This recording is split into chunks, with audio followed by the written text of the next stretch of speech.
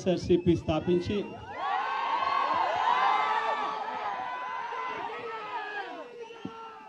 15 సంవత్సరాలు దాదాపుగా ఈ రోజుతో మొదలవుతా ఉంది. ఈ 15 సంవత్సరాల ఈ వైఎస్ఆర్సీపీ ప్రయాణంలో మొట్టమొదటి రోజు నుంచి ఈ పార్టీ పుట్టింది కష్టాల్లో నుంచే పుట్టింది. ప్రజల కష్టాలను వైఎస్ఆర్సీపీ పార్టీ తమ కష్టాలుగా భావించి ప్రజల తరపున వాయిస్ ఆఫ్ ది వాయిస్లెస్ కింద ప్రతి అడుగులోనూ పోరాటం చేస్తూనే వస్తూ ఉంది వైఎస్ఆర్సీపీ. ఈరోజు ప్రతిపక్షంలో మనం కూర్చోవడం కొత్త కాదు. ఈ 15 ఏళ్ల మన ప్రయాణంలో 10 సంవత్సరాలు మనం ప్రతిపక్షంలోనే ఉన్నాం. దీటైన సమాధానం అధికారంలో ఉన్న వాళ్ళకు ఎప్పుడు ఇస్తూనే వచ్చాం. కళ్ళు మూసుకొని కళ్ళు తెరిచేసరికి సంవత్సరం అయిపోయింది. ఇప్పటికే మరో 3 సంవత్సరాలు 4 సంవత్సరాలలో మళ్ళీ ఈసారి వచ్చేది మళ్ళీ వైఎస్ఆర్సీపీ పార్టీనే.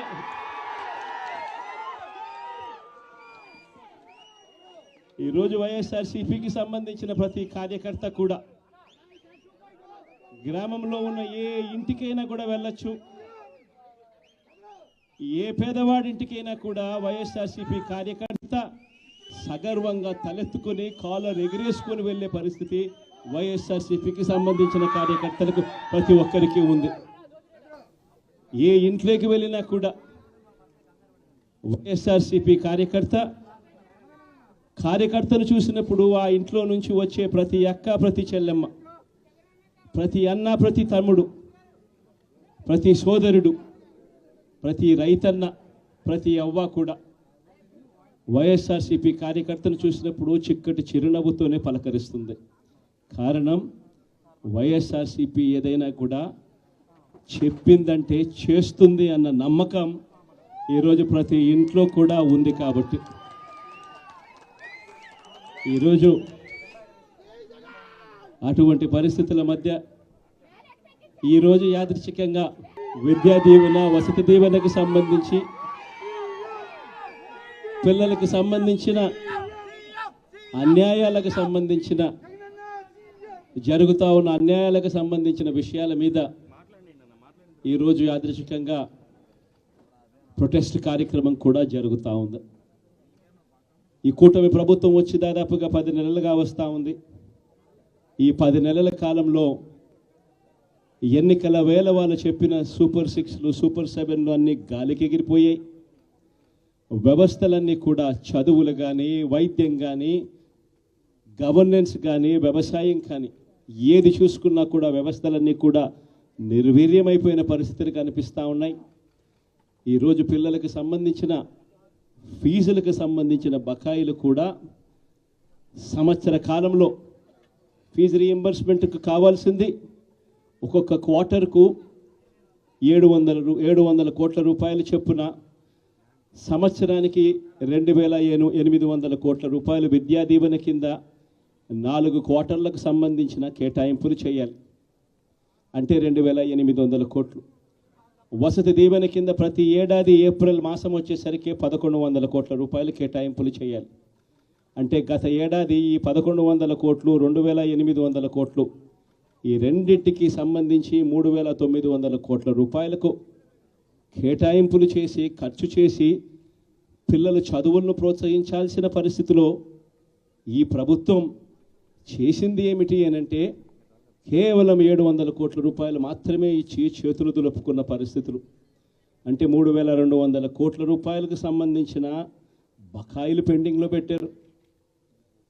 అదే మాదిరిగా మళ్ళీ ఈ సంవత్సరం 2024-25, 2025-26కు సంబంధించిన ఈ సంవత్సరానికి సంబంధించి ముందుకు పోవడానికి ఈ సంవత్సరానికి సంబంధించిన విద్యా దీవెన కింద 4 కోట్లు, ఈ విద్యా దీవెనకు సంబంధించి ఈ 2800 కోట్లు మళ్ళీ కావాలి. 1100 కోట్లు వసతి దీవెన కింద కావాలి. ఇవన్నీ కూడా కలిపితే మరో 3900 కోట్లు. సో ఆ 3,200 కోట్లు, ఈ 3,900 కోట్లు, దాదాపుగా 7,100 కోట్ల రూపాయలకు సంబంధించిన పిల్లలకు సంబంధించిన చదువులకు సంబంధించిన కేటాయింపులు చేసి చదువులను ఆదుకోవాల్సింది పోయి, పిల్లలను ఆదుకోవాల్సింది పోయి కేవలం 2,600 కోట్లు మాత్రమే కేటాయింపులు చేశామన్నట్టుగా చేసి పిల్లల చదువులతో ఆడుకుంటా ఉన్న ఈ ప్రభుత్వానికి బుద్ధి చెప్పే కార్యక్రమం పిల్లలతో పాటు పిల్లల తల్లిదండ్రులతో పాటు కలిసి చేసే కార్యక్రమం కూడా యాదృచ్ఛికంగా ఈరోజు ప్రొటెస్ట్ కార్యక్రమం కూడా ఈ రోజే కూడా జరుగుతూ ఉందని కూడా చెప్పడానికి కూడా సంతోషపడతా ఉన్నా. వైఎస్ఆర్సీపీ ప్రభుత్వం ఎప్పుడూ కూడా ప్రజలకు తోడుగా ఉంటుంది, ప్రజలకు ఎప్పుడూ కూడా అండగా నిలబడుతుంది, ప్రజల తరపున ఎప్పుడూ గొంతుకై వైఎస్ఆర్సీపీ ఎప్పుడూ ప్రజలకు అండగా ఉంటుందని మరొక్కసారి తెలియజేస్తూ ఈరోజు ప్రొటెస్ట్ కార్యక్రమంలో పాలుపంచుకుంటా ఉన్న ప్రతి ఒక్కరికి, ప్రతి కార్యకర్తకు, ప్రతి నాయకునికి, అదేవిధంగా పిల్లల తరపున, పిల్లల తల్లిదండ్రుల తరపున వాళ్ళతో పాటు కలిసికట్టుగా ప్రయాణం చేస్తూ ఉన్న ప్రతి ఒక్కరికి కూడా ఈ సందర్భంగా మీ అందరికీ కూడా చేతులు జోడించి పేరు పేరున మీ అందరికీ కూడా కృతజ్ఞతలు తెలుపుతా ఉన్నాను. వైఎస్ఆర్సీపీకి సంబంధించిన 15వ సంవత్సరం లేక అడుగు పెడతా ఉన్న ఈ సందర్భంలో వైఎస్ఆర్సీపీకి సంబంధించిన ప్రతి నాయకుడికి, కార్యకర్తకు ఈ సందర్భంగా కంగ్రాచులేషన్స్ కూడా మరొకసారి కూడా తెలియజేస్తాను.